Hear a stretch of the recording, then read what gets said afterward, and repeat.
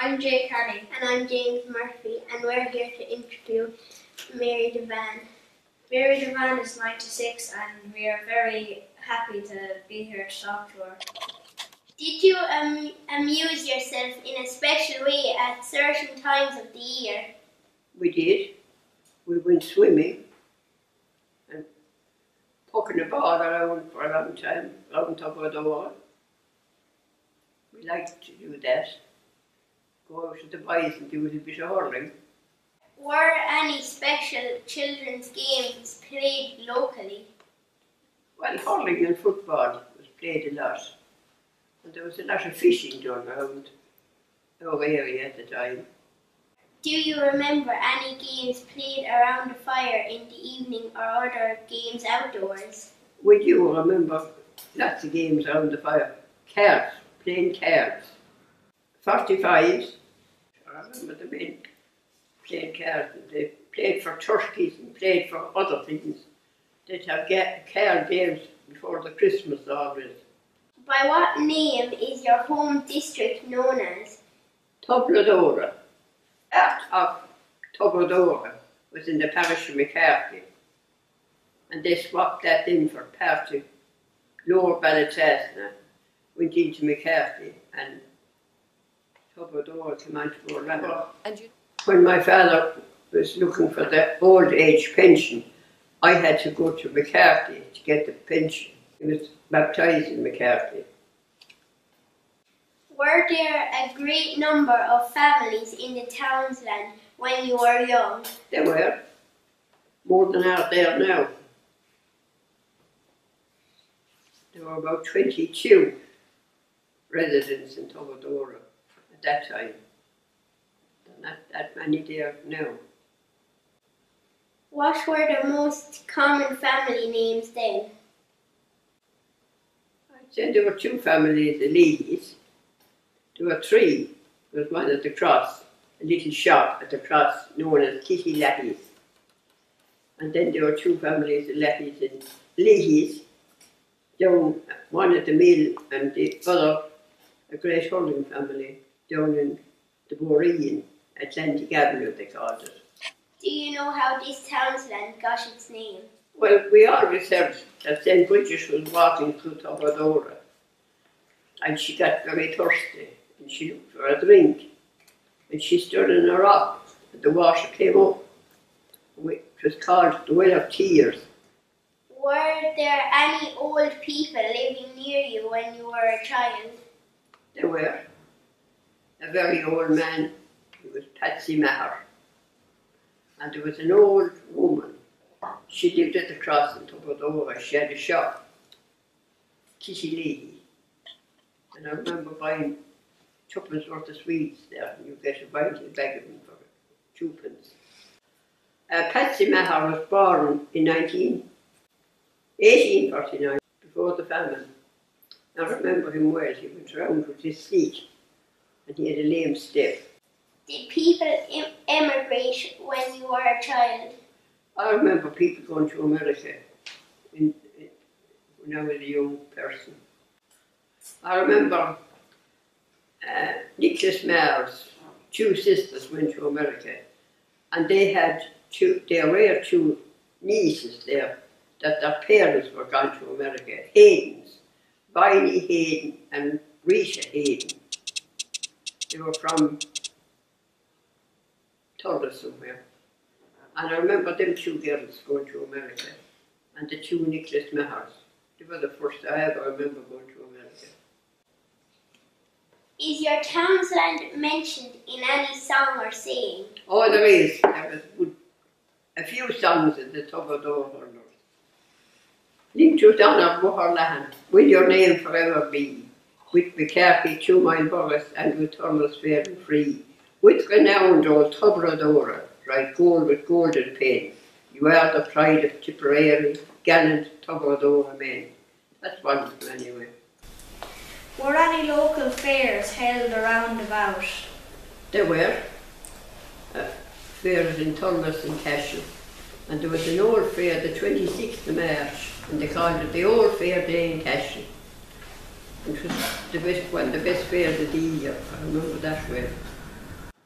And I remember getting up and preparing for the fair. The alarm clock would be set at, I'm sure, after 12 o'clock. And the men began to bed early and they'd have the cattle in the yard ready to take off. They'd have to walk to Douglas. One before the cattle and one behind them. No lorries or no anything at that time. And they'd be out in the morning very early. They'd been around 6 o'clock around the fairs. I remember that. Getting up and having the tea, a breakfast ready for the poor fellows going off so early. Was the town fair held on the street or in a special fair place? No, it was held at the street. Was The it? buyers would go around to pin the cattle. Everyone mind their own pin the cattle. And the buyers would go around. We were going to school without a fair day because you get a few bob from neighbours and friends. It was grand. Which were the great fairs of the year locally? I'd say March and April was the sale for cattle. For cows, March was always a good month for everything. And cattle were sold in for the grass in April. And the grass would be just coming in. Did older people tell you about food before your time? They did, and I remember a lot of the old food. I remember killing pigs. Maybe twice or 3 times a year there'd be a pig killed. And the puddings made out of the blood and boiled and cooked. And you'd have them for maybe a month after, the same as the black and white puddings we get today.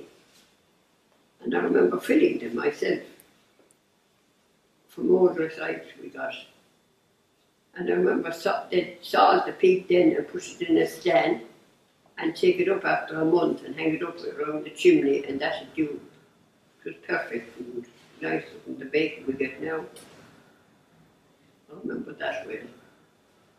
How many meals a day did people have in older times? I'm sure they had 4 or 5. They had the breakfast in the morning, and they'd go out and do their work and come in, and there'd be a 10 o'clock tea always, and then the dinner, and a 4 o'clock tea, and the supper. They'd have 4 or 5 meals a day in olden times. What food was for each meal? People had their own oatmeal porridge, was made at the mill in Tubberdover years ago. And people had that always. That's not there now. Oatmeal, just flake meal, we get that. Was milk drunk? A lot of milk was drunk in those times. A lot of milk. What kind of milk? Your own cow's milk, and milk wasn't as plentiful then as it is now. In the winter time when cows would be gone dry, you would get milk in the shops like you would now. People always kept a winter cow. What kind of bread was eaten in older times? It was always baked at home, and the whole meal was made at the mill. There were a local mill near in Tubberdover, and there was one in Holy Cross. And the meal was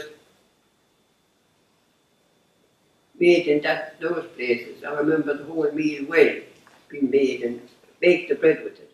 Was meat often eaten? It was.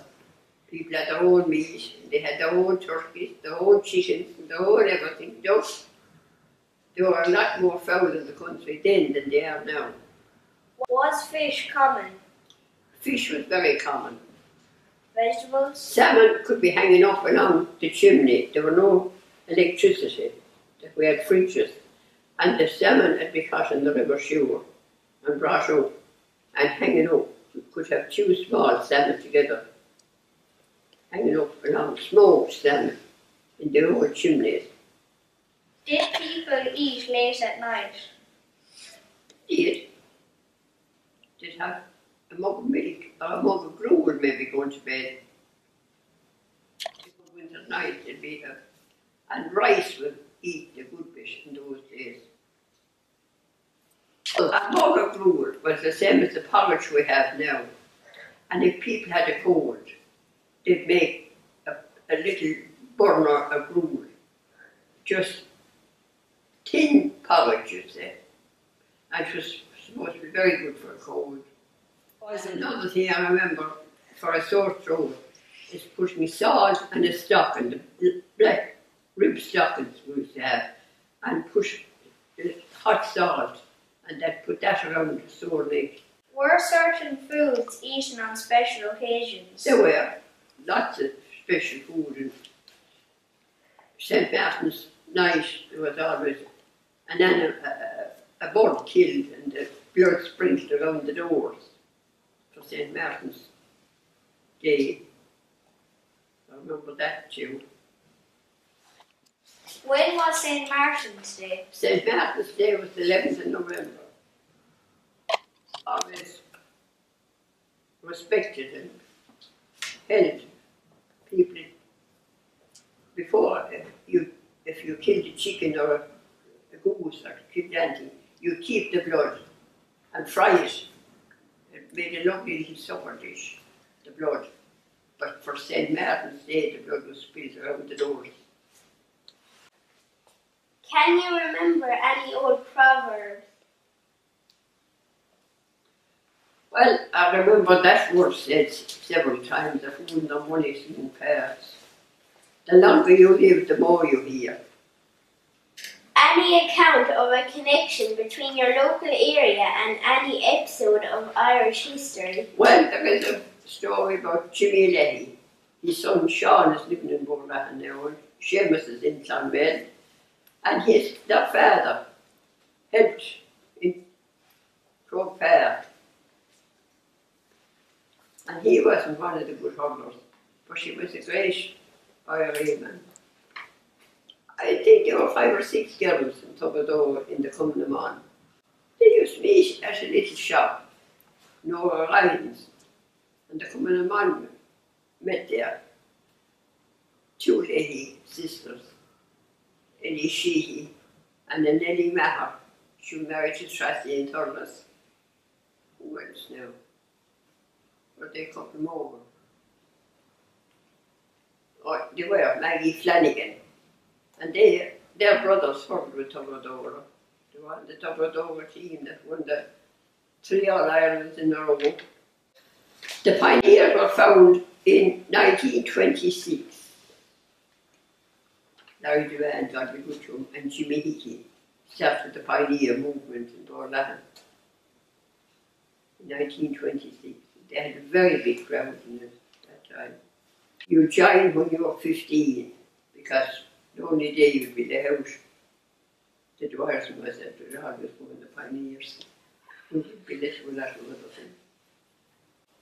We went to Tramore, Liston Garden for a day, and places like that. We travelled a good bit. And then 2 buses leave. And 2 buses left in 1949. 2 buses left to go to Croke Park for the first centenary. World War II was an awful time. Food was very scarce. You would get enough bread or enough butter for your table. It was rationed. You had to have a ration book to get butter and to get everything you wanted. Tea and sugar was very scarce. And there were not planes overhead and flying around. People were kind of afraid. And we had a lot of prayers for peace. The holy water was shaken around a lot. Oh, there were different times. The only thing is, things were dear. And during the war, cattle prices and everything went up a lot. Corn, everything went up because it was scarce. If you could afford to buy a pound of tea, you'd pay a big one price for it. Tea in the black market, and it usedn't be nice at all what you get in the black market. Not a bit nice to be. But I remember the black market well. A great memory of the days, yeah. That was started in 1942, and I was there the first night, and I was there the last night. We had the last night in June last year. And I remember one night, we were pushed out of the hall. We hadn't the hall at the time. We were in the school for our meeting, and the boys pushed a poke into the window, through the window. And you know who they were, and I knew who they were. We had good reason to know who the boys were that done it. The hall was started in 1946. There were Bridie Dwyer and myself and Tom Leahy and Tom Welsh went up with brushes and scrubs and cloths to clean the windows. We were going to clean out of the window, cleaning the windows for the first dance. And there are only two of that lot alive today, Tom Welsh and myself. Bridie Dwyer, Peg Dwyer and myself, we cleaned all the windows, put little vases of flowers for the first decoration of the hall. There was the first night to Sunday night, and then the 15th of August there was another dance, and the Sunday night after, just to make up money for the hall. Money was very scarce in those times. What changes in the area over the years have you noticed? Well, the electricity was a great thing to come. That came in 1955. We got the first electricity. 1955. We had chilly lamps and candles and oil lamps up to then. And then we got the washer, I'd say in 1974. The washer was along the road. And that was a big change as well. But the electricity was a gift. You could have your fridge and you could have the electric light and have the radio and you could have everything. People had a radio before with the battery. So there are lots of changes. There are lots of changes. In everything there's changes. Going to Mass even is a change now. There are not as many going to Mass as used. The chapel would be packed out and we'd have a mission, a fortnight's mission every year. We used to know the mission. Get out to the mission. Walk home the road, captain and folding. The Biancany Chapel was very different. That was different. And there used to be Mass in the Biancany Chapel years ago. Mass in the Biancany Chapel on a Saturday morning. But then the priest wouldn't be opened and the air wouldn't be so good there, and some of the priests were getting sick in a Saturday, and they set it inside in the big chapel.